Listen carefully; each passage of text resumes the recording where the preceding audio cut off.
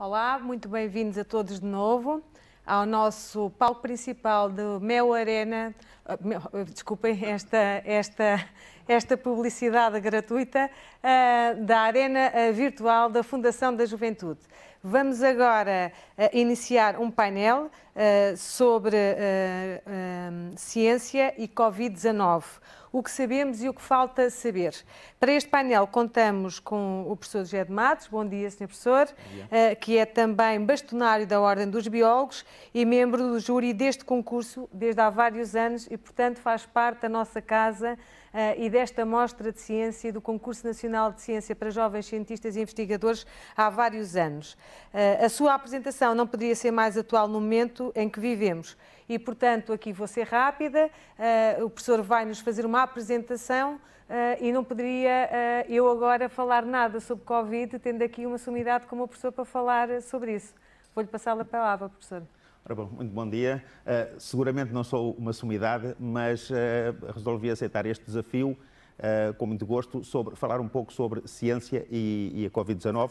E o desafio era o que sabemos e o que falta saber. E eu resolvi acrescentar mais um ponto. Não falar apenas no que sabemos e no que falta saber, mas também falar sobre o que devemos fazer quando não sabemos. E o que devemos saber quando não fazemos é estar calados. E, portanto, numa altura em que há muita gente a falar sem saber, seria bom que nós nos concentrássemos em quem realmente sabe, e eu estou aqui a fazer, enfim, uma súmula daquilo que muitas pessoas no país e no estrangeiro têm feito para aumentar o conhecimento sobre este assunto. Ora bom, primeiro de tudo, Covid-19 ou SARS-CoV-2. O SARS-CoV-2 é o vírus. Portanto, o SARS significa uma síndrome respiratória aguda grave e o coronavírus 2, porque já se conhecia um. Este é o vírus que já se sabe que é o causador da doença. Covid-19 é a doença. Portanto, o Covid significa Coronavirus Disease, uma doença por coronavírus. Portanto, em rigor, nós devíamos dizer a Covid-19 e o vírus. Mas muitas pessoas dizem o Covid-19 e já entrou no léxico que o Covid tanto pode ser a doença como o vírus, e eu não sou linguista, portanto não estou muito preocupado com isso, mas por rigor temos o vírus e a doença. Ora bom, o que é que já sabemos? Então a primeira coisa que nós sabemos é qual é o agente causador da doença. Portanto, é este SARS-CoV-2, um coronavírus. E, portanto, já sabemos não só qual é o vírus, mas muitas coisas sobre o vírus. Uma das coisas que sabemos é a morfologia. Portanto, sabemos como é que ele é composto, sabemos que tem um envelope de natureza lipídica, portanto, como se fosse uma gordura, e é por isso é que é tão importante nós estarmos sempre a referir às pessoas que têm que lavar as mãos, porque quando nós temos uma nódoa de azeite, como é que tiramos isso? Com detergente. Portanto, se temos também uma gordura, um lípido, a maneira de desativar o vírus é exatamente o mais eficaz com detergente, com sabão, etc. E, portanto, isso é muito importante. E tem um ácido nucleico dentro e que já se sabe que é RNA e não DNA. Portanto, sabemos exatamente porque é que ele se chama coronavírus, porque tem aquelas pontas como se fossem coroas e daí corona, e isso é muito importante para depois os sistemas de detecção do vírus e saber se ele está a mutar ou não. Ora bom, também sabemos como identificar e como detectar, portanto já sabemos como é que se detecta a presença do vírus através de técnicas moleculares, através do seu ácido nucleico, ou por testes sorológicos, portanto já estão desenvolvidos e já sabemos que funcionam e, por exemplo, em Portugal já fizemos mais de 4 milhões de testes moleculares e, portanto, isso é muito importante e foi uma resposta incrível do nosso país que, a partir do zero, se montou a técnica e se fez o número de testes de uma maneira perfeitamente incrível. Também sabemos os sintomas. Conhecemos os sintomas mais comuns, a febre, a tosse, cansaço, dor de garganta, dores musculares, mas também alguns outros que não sendo tão comuns, a perda do olfato, a perda do sabor, etc. Portanto, tudo isso já é conhecido. Também sabemos como se transmite. E isso é muito importante, exatamente, não nos podemos cansar de recomendar o uso muito generalizado e em todas as situações das máscaras. É estranho estar a dizer isso e não estar a usar máscara agora, mas estamos com uma distância que nos permite que esta transmissão que é feita por aerossóis seja muito minimizada ou até eliminada. Mas, portanto, como se transmite por estes aerossóis, é muito bom evitarmos estar sem máscara, evitar estar muito próximo das outras pessoas, evitar ambientes fechados ou muito úmidos em que possa haver mais aerossóis e, portanto, todas as regras de distanciamento, etc., exatamente porque sabe como é transmitido. Também sabemos como podemos evitar, então, essa transmissão. E, portanto, cá estão as regras, portanto, as máscaras, o lavar as mãos, o distanciamento e, portanto, é muito importante nós, toda a população, respeitarmos ao máximo, tanto quanto possível, estas regras. Também sabemos como é que se replica dentro do nosso corpo e quais são os sistemas, quais são os órgãos que ele afeta. Portanto, isso também já se sabe, era uma coisa que, obviamente, não sabia com um vírus completamente novo e desconhecido. Também sabemos que estão em preparação vários tipos de vacinas. E, portanto, neste momento, no mundo inteiro, há uma enorme expectativa de como é que vai ser possível ter acesso a essas vacinas, quando é que podemos tomá-las, quais são os efeitos que elas vão ter. E, portanto, sabemos, para já, o que sabemos é que estão em preparação vários tipos de vacinas. E, muito importante, sabemos também a tal, portanto, se virmos o vírus que tinha lá dentro, aquele ácido nucleico, sabemos também já a sequência dos ácidos nucleicos e dos aminoácidos das proteínas que o constituem. E isso é extraordinariamente importante. E, portanto, foi muito rapidamente que se conseguiu descobrir o genoma, portanto, o conjunto das bases dos ácidos nucleicos destes vírus e desenvolver métodos para essa sequenciação disso em massa, portanto, em todos os isolados. E se nós virmos esta imagem é de um site a que todas as pessoas podem ter acesso, que se chama Next Strain, portanto, como se fosse a próxima estirpe. E, portanto, temos aqui um código de cores que tem a ver com já diferentes composições de sequências do vírus. Ou seja, não estamos a falar de uma única sequência em todo o mundo, há já mutações pontuais e que ele já é diferente em vários sítios do mundo. E se nós virmos ali o mapa mundo, estamos a ver aquele código de cores e estamos a ver como ele já foi modificado, como ao mesmo tempo em que foi migrando, foi tendo algumas mutações. E isso é extraordinariamente importante porque pode acontecer que diferentes mutações provoquem diferentes respostas a determinadas vacinas. Uma vacina pode não ter um alcance universal, mas ser muito mais adequada a um determinado continente porque é mais prevalente aquela composição. Ok, estou a tentar, se alguém puder passar o próximo slide, não estou a conseguir. Ok.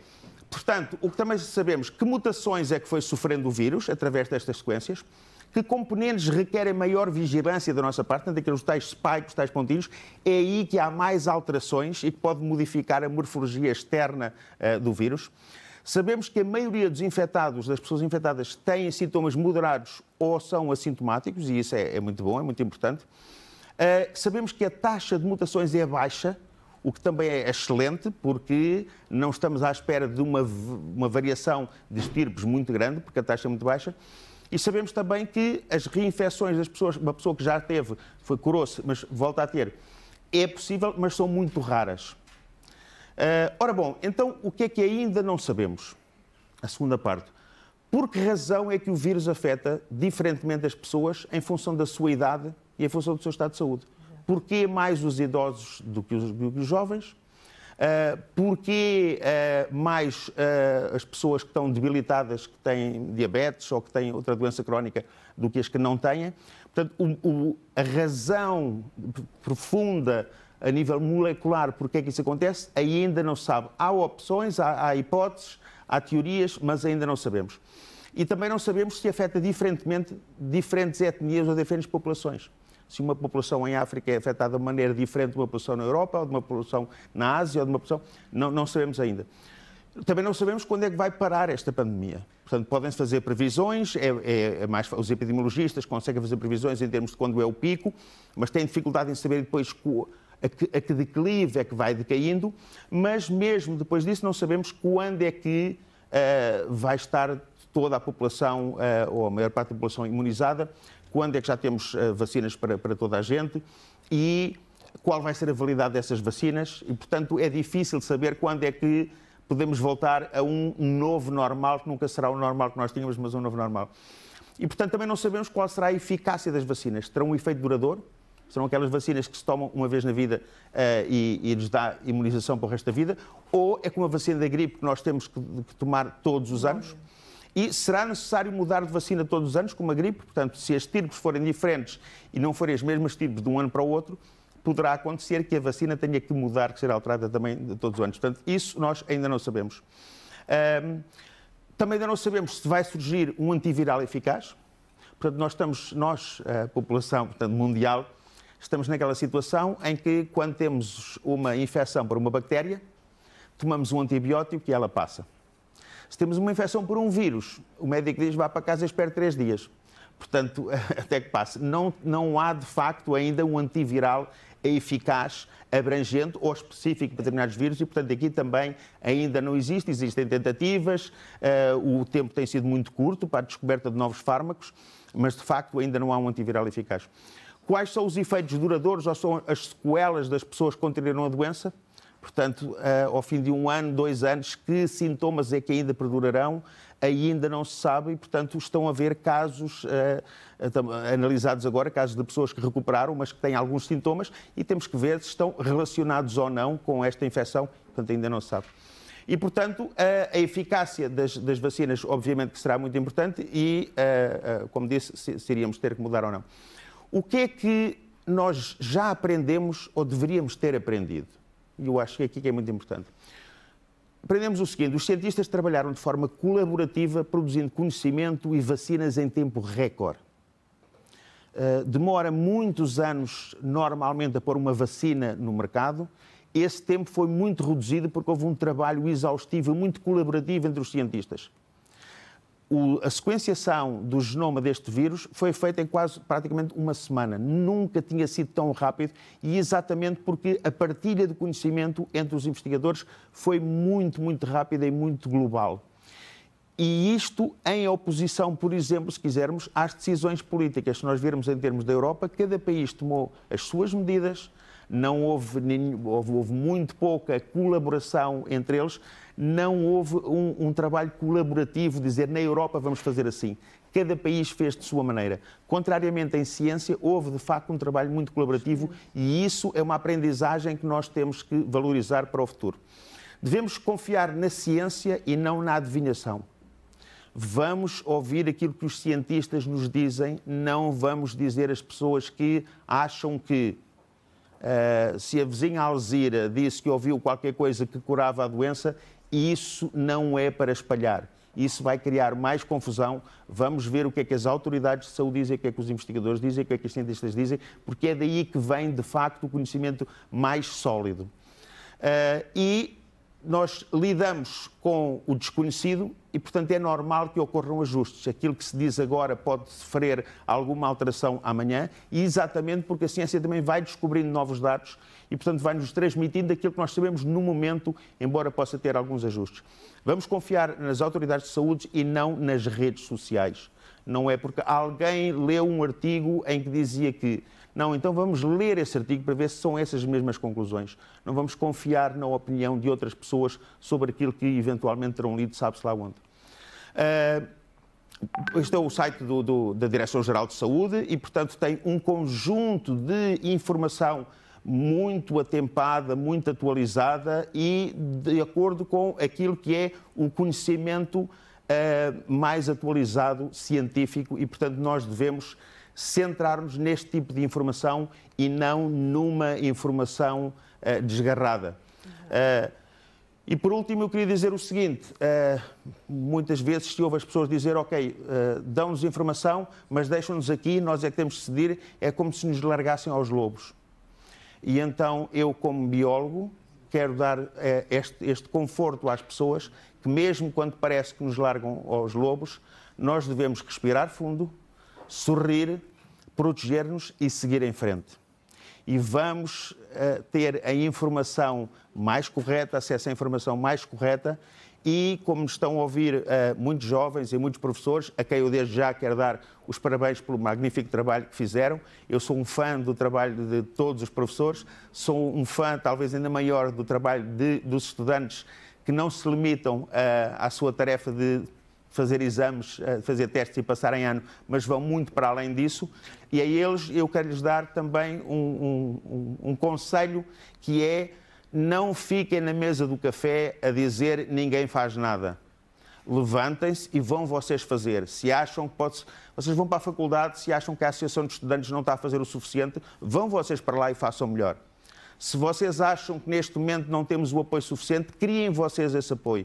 Com os vossos colegas, nas vossas regiões, nos vossos bairros, pensem quem são as pessoas mais idosas que não podem sair de casa e vão vocês levar alimentos e medicamentos a essas pessoas, ajudam, façam qualquer coisa. Precisamos de todos para vencer esta pandemia. E precisamos essencialmente de vocês para construírem também um país melhor, porque o nosso país vai ser construído por vocês e não por outros. Não vêm outros para cá, são vocês, é esta geração que o vai fazer. E, portanto, informem-se o mais possível, confiem na ciência e não tenham medo, tenham só cuidado, mas não tenham medo, porque vamos atravessar isto tudo juntos e a ciência é muito importante para nos ajudar a passar esta fase. Muito obrigado. Muito obrigada, professor. Quero agradecer-lhe imenso pela sua excelente intervenção, como não podia deixar de ser, sempre a acrescentar e, sobretudo, esta mensagem final para todos os jovens e para todos nós, criar mais proatividade e, se calhar, menos reatividade, se com essa proatividade conseguirmos tomar conta todos uns dos outros e construir o tal futuro que é nosso, de todos nós, e não dos outros que não vão vir para cá construir. Mais uma vez, obrigada. De seguida vamos já ter um outro painel aqui no palco da Arena Virtual da Fundação da Juventude, que vai ser desta vez sobre investigação, propriedade intelectual, patentes, plágio na era digital, que é um tema também na ordem do dia. Obrigada.